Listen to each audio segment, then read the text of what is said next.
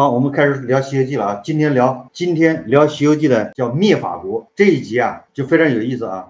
灭法国啊，估计大部分人呢没有印象，对吧？你就是看原著啊，你恐怕也不太记得这一集啊。灭法国啊，上一集是孙悟空啊，不是跟那个托塔天王吗？把那个老鼠精给收了，对不对？干女儿啊，完了之后啊，那叫剑空山无底洞，对吧？完了之后，他们师徒4个人又往前走啊，走又遇到一个，这往前走的时候啊，遇到看见前面有山啊，那个山又是反正看着不正常，是吧？然后这个唐僧又要问孙悟空啊，他们日常对话就是这个，就唐僧就是问孙悟空，一般的就是说你这个前面有妖怪怎么办？我害怕。孙悟空就会说他，说你又忘了心经是吗？对吧？心无挂碍，一大堆的说一通啊。后来就他们往前走的时候，就遇见一个老太太带着一个小孩，领着一个童子啊，2个人，然后正好碰见唐僧，然后老太太就问唐僧你去哪儿？唐僧说我是东土大唐而来，西天取经。那老太太就跟他说，你不要往前走了啊，前面你不要去，前面太危险。那唐僧说为什么危险啊？老太太跟他说啊，那前面是灭法国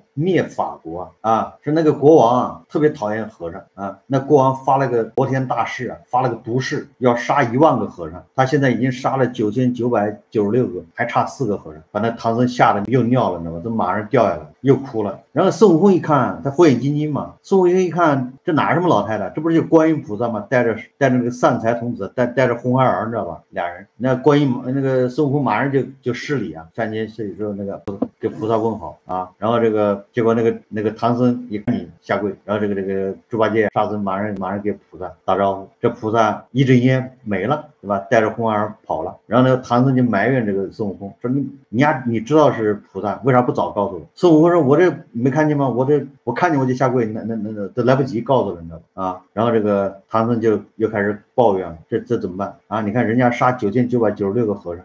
这一看，咱正好4个人，这不跟人凑数去了吗？对吧？这不就跟人凑数去了吗？所以这就完了。还说这能不能绕过去啊？那有没有办法有小路绕过去？咱别这么过。那个观音菩萨说了，你绕不过去啊，飞也飞不过去，绕也绕不过去，你们回头吧，回去吧啊！这孙悟空说啊，哎呀，你别着急，对吧？孙悟空说这也不是妖怪啊，这是国王嘛，这是灭法国，那都是肉体凡胎，他能把我怎么着？对吧？有我在啊，唐僧害怕呀。实际上确实是啊，按照孙悟空、猪八戒、沙僧，那你说你唐僧有什么好害怕的？他不是妖啊，他是灭法国，是个国家啊，皇帝，对吧？那都是肉体凡胎，哪个都能聊。你不要说孙悟空了，就猪八戒、沙僧他没打不过，甚至白龙马他没打不过，是不是？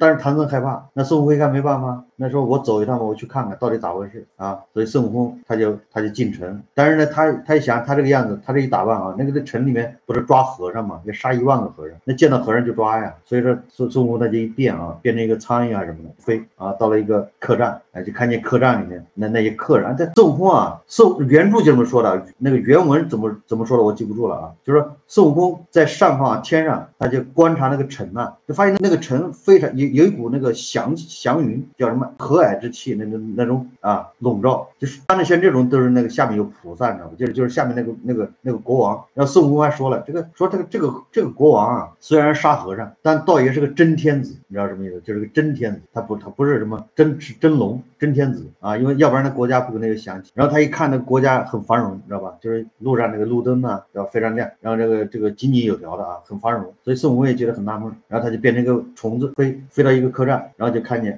那个很多那个客栈里有很多有旅客啊，到那之后就客人，哎，他们吃完饭就准备睡觉，然后孙悟空呢正在到处观望啊，结果那个王小二跑来提醒啊，说现在啊有贼啊，你们小心啊，你们住这儿把自己东西看好，对吧？万一这个别到时候丢了啊。现在那些旅客啊，他们没什么贵重东西，贵重就是衣服和包袱啊，然后就把那个衣服和包袱，这让小二说你把这个藏起来吧，明天早上我们早上起来你再给我们，因为我们这都是旅客赶路的，特别疲劳，一睡就睡着了，你知道吧？睡着了小偷来偷东西咱也不知道，所以你把这个，所以说就像咱们这个行李啊寄存一样的啊，把那衣服行李寄存在王小二呢，王小二就把那个客人的衣服包到自己房间，还有行李啊。就孙悟空一想啊，哎，他说我这个几个人一进城，人家就认识是和尚，对吧？啊，我们干脆啊搞点衣服，把自己打扮成一个普通人，这样进城住一晚上啊，然后这个总比那个对吧？反正过不去嘛。如果在城外扎营住一晚上，也会被人看见，反而更不好。就是路上有人看见这有和尚，他进去报告，那更麻烦。所以他就孙悟空就一想，偷几套衣服出去，几个人穿一下。所以孙悟空就跑到那弯小二房间，哎，这时候啊，弯小二倒是睡觉了，弯小二一个老婆带着他小孩，弯小二在那，老婆在那儿，可能不睡觉吧，在那儿缝衣服干啥的，睡得晚。然后那个孙悟空等不及啊，他就脱衣服啊，他就变成个老鼠，把衣服把衣服拖出去。结果那个啊，结果脱衣服那个他弯小二老婆就看见了啊，然后就叫弯小二赶紧起来，赶紧起来，说老鼠成精了，你知道吧？叼衣服，弯小二赶紧，弯小二稀里糊涂的，等他穿起来这样要赶的时候，哎，来那个时候，孙悟空就说话了，骂说我不是什么老鼠成精，我是东土大唐啥，你知道吧？来取经的啊，路过这儿，我借你几件衣服，过2年就还，不要叫，过2年就还给你。然后那个你想老鼠说话，你知道吧？你想想这正常人不都吓坏了吗？弯小二吓得那个衣服都穿不上，你知道吗？哆嗦，你知道吗？然后孙悟空一变，抱着衣服跑了，回到城外之后啊，就让唐僧他们换衣服，说这样我们进城找个地方睡一晚上啊。这个唐僧不愿意，是吧？你说穿这衣服，我们出家人呢。结果孙悟空说，那你不穿没办法，那怎么走啊？进城把你逮起来了啊，杀了可别怪我。所以没办法，他们都把衣服换了啊，换了衣服，把他们自己的那些和尚衣服放到包裹里面啊，就这么进城了。进城他就孙悟空就领着唐僧啊，先说孙悟空说好了，是吧？我们不能再叫师傅师兄师弟了啊，叫徒弟。这个人家就知道你这4个和尚正好凑数啊。说我们以唐大官人、孙二官人、这个朱三官人、这个沙四官人，就是大官人啊。我们就是兄弟几个人贩马，说我们是来贩马的，在这卖马啊。你们不要说话，以为我一个人说，我啊听得懂，我会说他们当地的方言，听得懂方言，而且会说。记住了啊，孙悟空自己说的，我听得懂他们的方言，而且我也会说，你们都不会说，你们就别说话，我来回答就行。孙悟空交代了，好，他们就进城啊。进城之后孙悟空就到了就是那弯小二那个店，他不敢进去，他就跑对面一个店，正好一个女的掌柜在里面啊。那孙悟空就上去问，哎，有没有客房？那个女的一看，哇，来客人了，可以有，然后就说你看他牵个大马，然后那个店主就问孙悟空啊，他你们是干啥的？孙悟空就说了，我们是来贩马的啊，准备找一个大院子，我们有好多马，我们4个人呢，我们兄弟10个人贩马，现在我们4个人，还有6个兄弟在外面，大部队啊带着马在外面城外安扎，我们先进来找个好的，先提前打前站，找个好的饭店啊，到时候看你有没有这接待能力，然后我们明天啊大部队进城就在你这住，完了之后啊，这个等马卖完了我们就走了。哎，那老板娘一听我他是来个大买卖，很开心，知道吧？然后就说你看啊，你算是走对地方了，对吧？这个城啊没有第2家有我们大啊，我们这个马场后面是马场，有院子马槽，对吧？100匹200匹马都能养得下啊，没事，而且我们还草料这个充足，能接待。那孙悟空说行，那明天我们来，明天这大部队进了，我们今天晚上先在这儿住一晚。然后那个老板娘就问了啊，这个因为那个当时天黑了嘛，老板娘点灯，孙悟空不让你点，说这月亮这么大不要点灯，我们喜欢这样。老板娘一看我这个客人还挺省的，对吧？节约啊，灯都不要。孙悟空怕他们看见了，知道吧？看见猪八戒这个嘴脸。好了，老板娘就开始给他介绍店里业务，你知道吧？这个是个资助一条龙的，知道吧？吃住玩洗浴桑拿 KTV 你知道吧？都有啊。你看孙悟空也挺会挑的啊。好，然后呢，老板娘就说我们这有3种玩法。孙悟空说哪3种啊？说第一种2个人一桌，完了之后5个菜，几个荤菜，几个素菜，有酒，关键一个小妹啊，一个人一个小妹陪酒，一个小娘子，你知道吧？然后这个多少钱呢？5钱银子，5钱，知道吧？孙悟空一听，哎，这个可以啊。那第二个呢？第二个叫中等消费啊，中等消费是。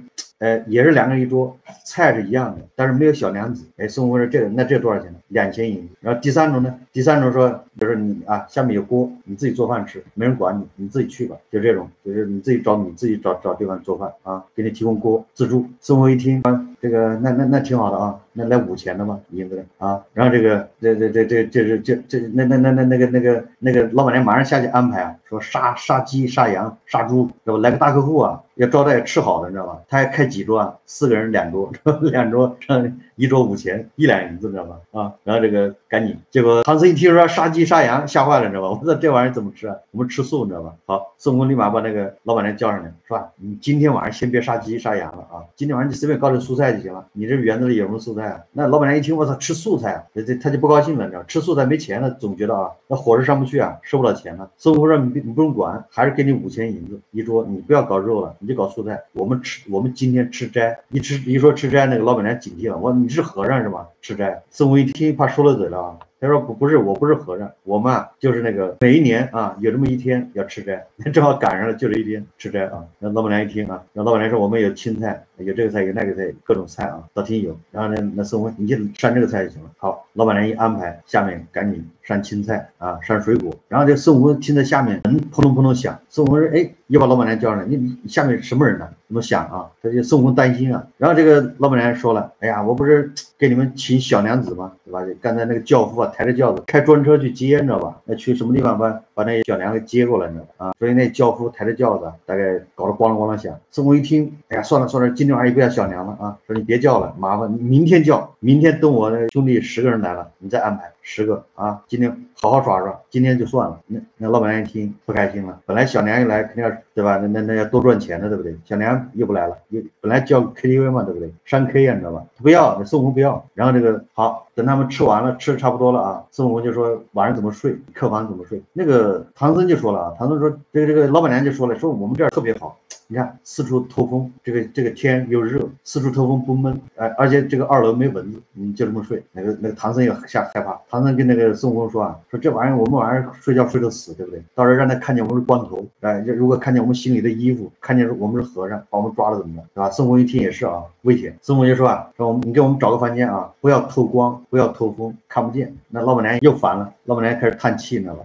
老板娘就在楼，他就游，他到楼下，这老板娘的女儿啊，看见他妈在叹气。就问他为啥这么不高兴，老板娘就说了，你说我们点儿背吧，好不容易来4个客户，大客户，结果一会儿要这样，一会儿要那样，对吧？一会儿要不能吃荤，要吃素，一会儿要小娘，又不要小娘，一会儿要这样，一会儿呢，现在要一个黑的密不透风的房子，我们哪有啊？没有这样的房间，着急啊，就到嘴的肉吃不着，这到手的生意做不了，着急，你知道吧？好不容易来个生意，你知道吧？然后那个他女儿就说了，哎呀，这不巧了吗？说以前他那个店啊，那个女店主老公死了，他叫赵寡妇店，那店名字叫赵寡妇店啊。说他父亲以前在世的时候不打了个大黑柜子嘛，打个柜子不知道是干啥用的，有个柜子说啊，问他们愿不愿意睡那柜子里面，把门一关，柜子门一关的漆黑的，啥也看不见，对吧？哎，老板娘一听对，有道理，好就问孙悟空说我们到底有个黑屋子满足你们需求啊，客户就是上帝啊，客户的需求都要满足啊。孙悟空说那行，什么地方带我们去看看。然后就老板娘带他们去看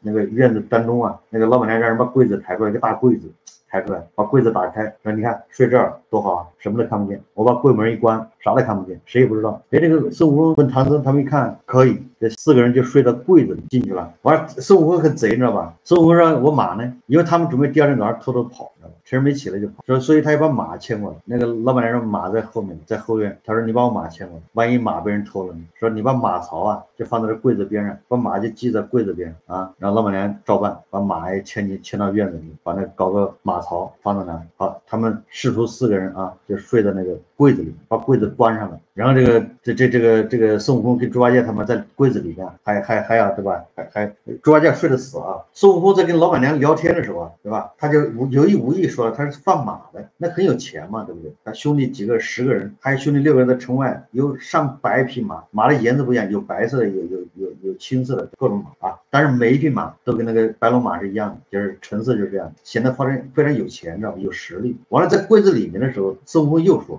孙悟空就跟猪八戒2人，他是故意的啊，他跟猪八戒人聊天，就是在猪八戒都睡着了，在挠猪八戒。完了就说，哎呀，你别睡太死了啊，给我机灵一点啊，咱们带了这么多钱，好几千两银子呢，5000两银子，你万一丢了怎么办？这个店里面啊，那店小啊，好多店小啊，实际上跟城外的那贼啊，他们是勾着的啊，就是一旦有大客户来了，有钱人，这店小二他就会去到城外去报信给那些强盗，那强盗就到这个店里来打劫。所以孙悟空一说之后，那恰恰有个店小二在旁边听见了，一听见我靠，说本来就认为这人很有钱，对吧？就准备晚上下车偷他，结果一听我还有5000两银子都锁在这柜子里面，他在睡在柜子里面，所以这个店小二立马出城告诉那个土匪强盗，你知道吧？他们都是一波的啊。那强盗连夜进城，化妆进城，到这个店里面啥也不干，来了直接就奔着柜子来，你知道吧？人家目标明确啊，直接就奔柜子来，把马一牵，把那柜子拿绳子一绑，就抬着就走，知道吧？简单。把柜子抬着走，连人带东西啊，带马一把走。那老板娘吓得那女都那其他人吓得不敢出门，不敢出来就把门关着，任由那强盗把柜子抬走了。抬到城门口，那士兵拦着要检查，结果这强盗把士兵杀了，出城。然后那个猪八戒他们就醒了，柜子晃啊，然后那孙悟空他们就醒了之后，他听见外面有强盗把他们抬起来，他走着吧。然后那个孙悟空那个唐僧就开始骂孙悟空了，我说你看你这出了馊主意，完了，这我们也被逮住了，这他妈被强盗抓了。猪八戒也说，我操，这感觉是有人在抬着我们呢，还挺舒服，你知道吧？然后孙悟空说你也别着急，他说这抬着正好啊，这省得我们走了，得往西天，得往西抬，我们还不用通关，对吧？直接就走了。然后离西天越来越近，不挺好的吗？有什么好着急的呢？结果事与愿违啊，那强盗抬着往东走，你知道吗？他是往东走，不是往西走，不是往西天就往东走。好，这人刚出城啊，让那个城里面的那些守军啊就出来了，巡城那御史那什么将军啊，那司令带着士兵就追啊。结果这些士兵一出来，那强盗一看正规军来了，立马把箱子一扔跑了，四散而逃。然后那个为首的那个官军啊，让人把这个箱子抬回去给他封上，明天要送给皇帝，对吧？由皇帝来定夺。然后他呢把那个马据为己有，那个马他一看好，比他的马好，是吧？那是白龙马呀，他一看这好，把自己马扔了，让别人牵走，自己骑着这个白龙马，别人他的马啊。然后这个唐僧在这柜子里面一听，完了，给他妈的交给皇帝，他要杀和尚，对吧？还缺4个，你看咱4个人正好，这不是正好羊肉糊口吗？送货上门，对吧？这送人，他又骂孙悟空，这都是你出的馊主意。孙悟空说啊，你不要，你不用紧张啊，这个自有办法。好了，结果晚上啊，这个孙悟空啊，一看这个还是半夜嘛，他呀拿着那个汗毛变这个钻啊，在那个箱子上钻了个洞，然后自己从箱子里出去了，对吧？变出去之后，他就去了皇宫啊。到了皇宫之后，他那个拿汗毛一变成很多小猴子，你知道吧？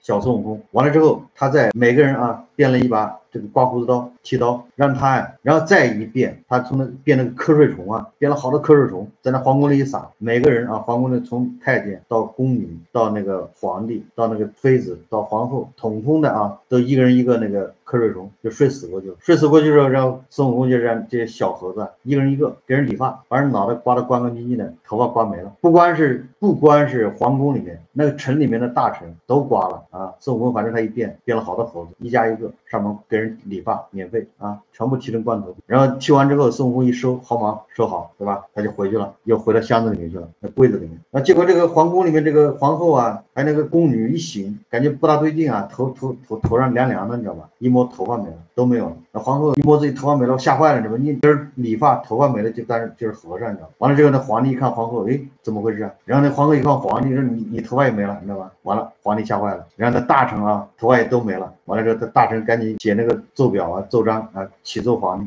说我们完了，对吧？等一下出大事了，都变成和尚了，都要杀。皇帝自己也是和尚。这个第二天上朝啊，那一看每个大臣头上都没毛，对吧？然后一看，哎呀，看我们也是，皇宫里面所有人都头发都没了，也不知道得罪了哪路神仙了，怎么一下头发就没了，都变成和尚了，都出家了。这个正在这个时候啊，说算了吧，说没事就退朝。这个巡城的那个司令啊，那个御史啊，他站出来汇报说，昨天啊有个强盗对吧进来打劫，结果被我抓了，缴获那个柜子一个，他没有说马，他就缴获柜子一个。然后那皇帝听，哎，这么巧是吗？昨天夜里大家脑袋的毛都没了，不知不觉没了。完了这样你抢个强盗，逮了个强盗，然后还一柜子的赃物，那你把他抬上来看看。啊，这个人他就把那个柜子让人抬到皇宫，这唐僧吓坏了，你知道吗？这玩意一打开不就露馅了吗？就砍头了吗？结果啊，神奇的一幕发生了，皇帝命人把这柜子打开一看，4个光头，都是和尚，不是4个都是和尚。然后一看，哇塞，全是和尚。然后就问唐僧啊，你是哪儿来的？你怎么在柜子里面？唐僧就跟他说，我是东土大唐来的，来取经，说了一大堆。结果那个皇帝一看，立马拜唐僧啊，